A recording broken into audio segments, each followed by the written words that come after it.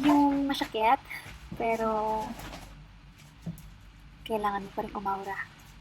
And What's up guys? Nandito na rin si Yula! Kung bago ka pa lang dito sa channel ko, hello, I miss you. Pero kung nagbabalik ka na lang, OMG, I miss you too. Pero kung kapampangan ka, I miss Yula. Wow, I miss Yula kanya na rin crush you eh. Ale! Welcome sa ating segment na makeup you tutorial. Let's get started! Okay, syempre gumamit muna kayo ng alcohol para sa kamay nyo bago nyo hawak-hawakan ng inyong face para iwas tayo sa pimples. Tapos, ayusin natin yung background para mas cute tignan yung video. Alcohol. Tapos mahapdi kasi may sugat tayo. Sinuntok ko kasi yung pader nung nag-break kami ng boyfriend ko. Para makita ko sa kanya na nagagalit na ako. Ayun, nagbati naman kami. Yay! Yay! Next, after natin mag-alcohol, gagamit tayo ng toner. So, yung Dr. Belmer, ang ginagamit kong toner since May. So, maganda naman siya sa skin ko. So, perfect. Wait lang ha, may kukunin lang ako dun sa bando dun. Okay? Babalik ako. Ano nga bang kukunin ko? Wait. Next natin is moisturizer. Ito ang gamit ko, Embrace. Ang Dr. Belmer may kasama na siyang moisturizer, pero since water-based siya, ito yung ginagamit ko kapag nagme-makeup ako na moisturizer.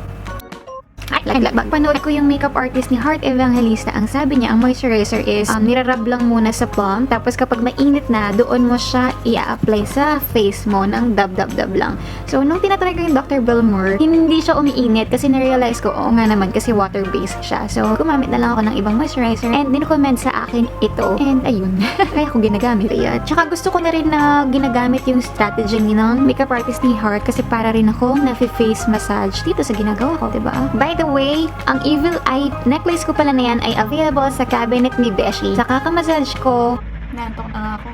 after nating mag-foundation, after nating mag-moisturizer, ay mag-primer na tayo. Ito yung ginagamit ko kasi contra-redness siya ng end blemishes. So, pag ina-apply ko yan, sabi niya, natatakpan niya daw yung redness. Hindi ko alam kung paano siya nag-work. Pero, pag ginagamit ko naman siya, hindi naman nag-a-appear ito. Ayan, happy lang. So, thank you kay Dr. Belmer. So, mag-a-apply lang tayo ng ganitong karaming primer. Inuumpisahan ko siya sa aking mukha. Dapat T-zone eh.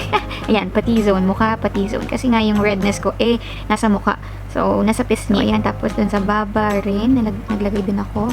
Or, sige, sa buong mukha na lang siguro. Kita ba?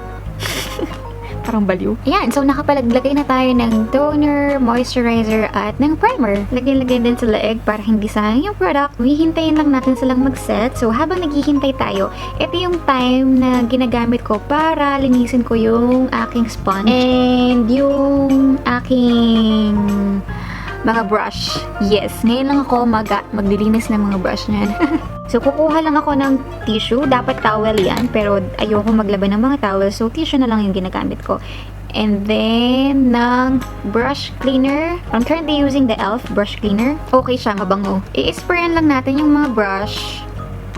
Tapos, lilinisin natin gamit yung tissue. Naglilinis tayo ng brush na habang sineset natin ang moisturizer, primer, at toner sa mukha ko. So, nalinis ko na yung mga sponge and mga brush ko. So, mag-start na tayo by ano nga kasing una?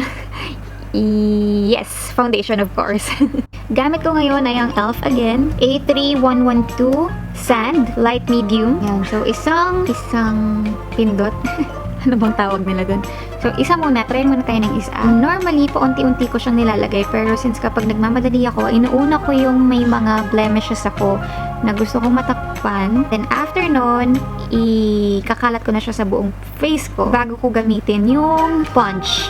Isang pump pa lang ang ginamit natin. Ayan, halos na-cover na naman nung face ko. So, gamitin lang natin yung sponge para ikalat and pantayin ang nilagay nating product. So, as you can see, nawala na yung mga redness ko sa mukha ko kahit isang pump pa lang ang ginamit natin sa e.l.f. foundation. Next natin ay ang eyebrow. So, kung gusto nyong makita ang unboxing ko ng ginamit kong eyebrow dito sa video na to, i-click lang ang ano yun, yung button na yun nasa taas. Pero sana mamaya na lang panoorin. Samahan niyo muna ako mag-makeup dito.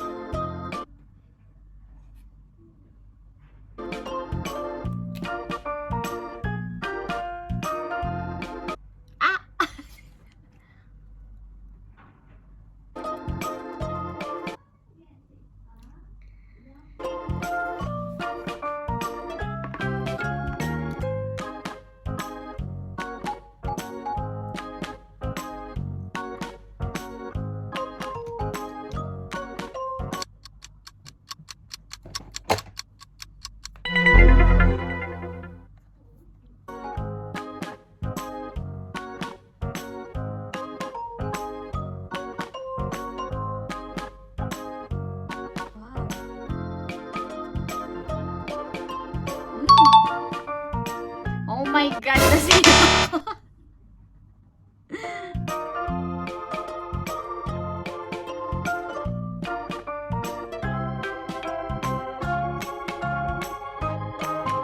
Ano? Narebisa na natin ang kilay nating sinira kanina.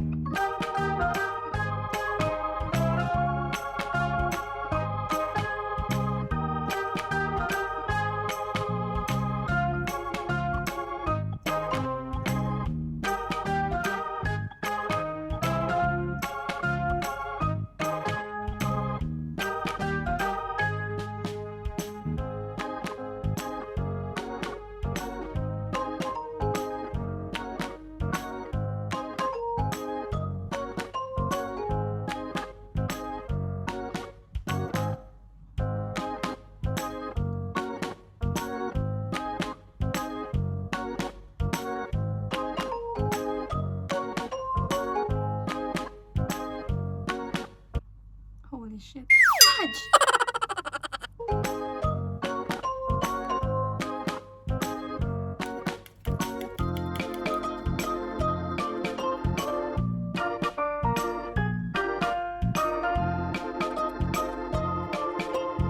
Aray! Siguro kung yumaman ako, magpapalagay ako nung extension na ano, yung totoong tumutubo. Ganun, pagkakagastusan ko siya para lang may mahaba akong lashes. And then, huwag nyo rin kalimutan yung mga lashes nyo sa baba para hindi nyo makalimutan. Next natin ay magpapakalakas ako ng loob. True story. At maglalagay tayo ng falsies, mga besh. Falsies. Alam ko, hindi talaga ako magaling magligay ng false eyelashes. Pero susubukan natin yan. At ipapakita ko sa inyo kung paano ako mag-fail. By the way, guys, meron akong bagong ilaw. Ayun yung tinatanong sa akin ni Lungging na na-fix ko na siya kasi kanina hirap na hirap akong i-fix ang isang ilaw lang. Yes. Dahil ganito na nga ang itsura ng aking falsies, pinadalan din ulit tayo ni Cabinet ni Beshi ng bagong falsies. Ang dami niyang binigay sa akin, guys, pero hindi ko pa lang sila nabubuksan. So, salamat ulit times 2 na to, Cabinet ni Beshi, ha? Nakakarami ka na rin, ha? Nagkamali ako sa part na to, okay?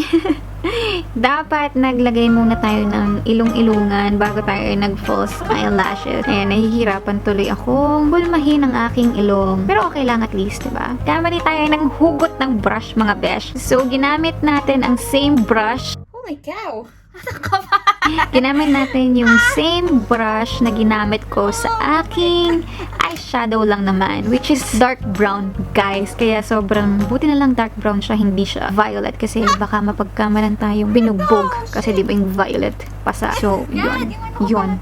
The damage has been done. So, gumamit na lang ako ng isa pang clean brush na ito dapat ang ginamit ko kanina pa para mawala yung eyeshadow na nilagay ko sa ilong ko. And then, ayan. So, ayusin lang natin siya. And then, after nating i-contour ang ating ilong, sabayan na rin natin ang contour ang ating, ano ba yun? Ating mukha. Igagad-gad mo papunta sa iyong jawline and sa iyong noo. Ayan, contour lang, mga besh. Contour is my most favorite part of my makeup. Kahit hindi ako magaling mag-contour. Pumapayat tayo, mga besh. So, tapos na tayo mag-contour. Syempre, mag-lip balm lang muna tayo. Kasi dapat kanina pa tayo nag-lip balm para na-set na siya ng maayos. Wait, na ba tayo? Nag-blush on na ba tayo? After natin mag-contour, ay mag-blush on na rin tayo, mga guys. Yan. So, dalawang klase ng blush ang ginagamit ko. Yung medyo dark, tsaka medyo light. Ayun. Para feel ko lang siya. So, naglalagay ako sa cheeks ko. And, sa noo ko din. Ewan ko, may nakita akong makeup artist na ginagawa niya and I find it cool. So, ginaya ko rin. So, naglalagay din ako sa ilong and then sa chin. Yan. Red lahat ang mukha ko. Para kunwari, galit na galit tayo, mga besh. Then, after nun, naglalagay na tayo ng lipstick. So, ginamit ko tong from NYX din ang gamit ko. Ayan, medyo violet siya, mga besh. Para baddie tayo ngayon. Baddie outfit tayo. And, ready na ba kayo, mga guys, sa ating final look? 3, 2, 1, and...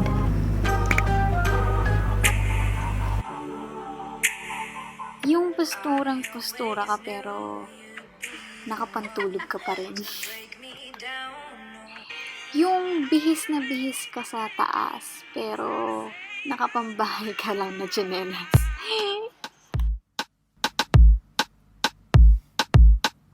You don't even know me like that. You know me like that. Are you pressed for time? Put you on my mind. Come a little closer like that. Staying up all night, throwing drinks back.